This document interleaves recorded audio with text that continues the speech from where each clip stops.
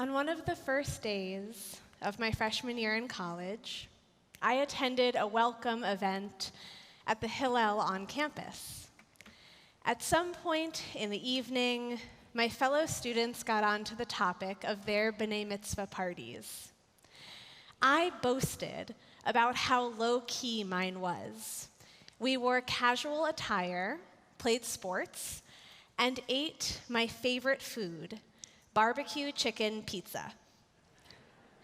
The group laughed as I smiled blankly, unaware that I had said anything funny.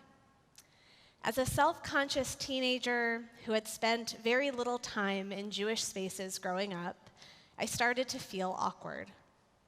When the rabbi realized that I was not in on the joke, he quietly asked if I would like to meet and study one-on-one the laws of kashrut. Thus began my first ever Hevruta. If it weren't for this rabbi, Rabbi Mordechai Rackover, I wouldn't be standing here today, 3 weeks from ordination. When we first met to study together, we turned to the text of this week's Torah portion, Parshat Shmini, and read about all the animals that are permitted and forbidden for those who keep kosher. No pork, no shellfish, and no meat on your pizza was just the beginning. We also studied Talmudic arguments and legal codes, sounding out Hebrew and Aramaic one syllable at a time. Then my learning became embodied when I enjoyed meals at Rabbi Rackover's home with his family, where I spent many hours soaking in the joy of Shabbat. And so, after careful consideration, I began to keep kosher. Thinking back on it, that welcome event at the Hillel could have become quite unwelcoming. As my peers laughed and my lack of Jewish knowledge was revealed, I could have logically concluded that I didn't belong there. I did not have the right background or reference points or practices. But instead, my rabbi gave me an incredible gift. A sincere invitation into Jewish learning, heritage, and community. Because this isn't a gift that can be paid back, seeing as my rabbi already felt quite comfortable in Jewish spaces, I decided to pay it forward. I spent the next 8 years studying with scholars ranging from Orthodox to atheist, in institutions as varied as yeshivas and summer camps, until eventually I knew enough to teach others. And so, after many years of receiving, I had become a rabbinical student who would finally be able to act as a giver. But once again, I found that the joke was on me. In the 4 years that I have been privileged to serve the Central Synagogue community, first as a religious school teacher, and then as your rabbinic intern, I have received the most tremendous gifts from all of you. The elementary schoolers gave me the gift of creative and challenging questions. There may be nothing more enlightening than sitting with a group of second graders who are hearing our best known Torah stories for the very first time. They asked, if God made the world in 7 days, then what about the dinosaurs? And how did Noah make it so that the animals didn't eat each other inside the ark? I loved when a class that happened to be all girls asked why Dinah is not included when we list the tribes of Israel, seeing as she is just as much Jacob's child as Reuben or Benjamin. And the best question of all was asked most frequently. Wait, did this really happen?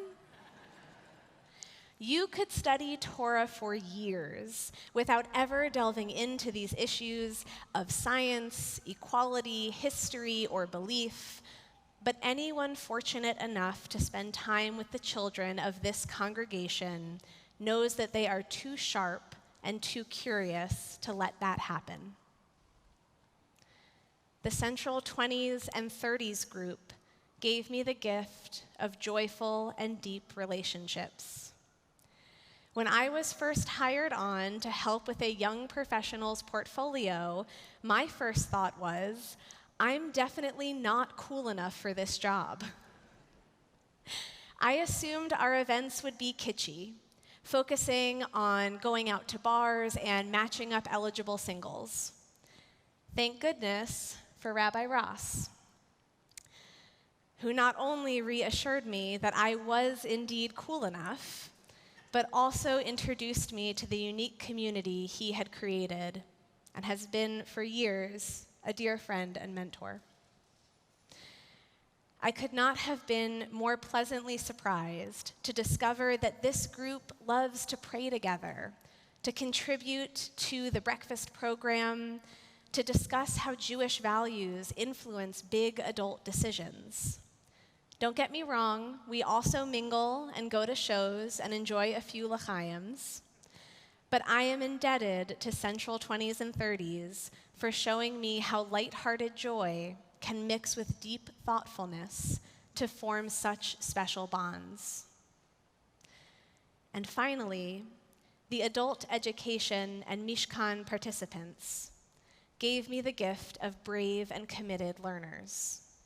And I thank Rabbis Auerbach and Berman for supporting me as a teacher. I was amazed and intimidated by the professional and intellectual accomplishments of this group, and the expertise you brought forward greatly enriched our discussions. But even more incredible was your willingness to take a class in a totally foreign subject, to step outside of your comfort zones and say, I don't know, but I'm excited to find out. This takes courage, and it transforms a class into a community, one that is committed not just to the subject matter, but to each other.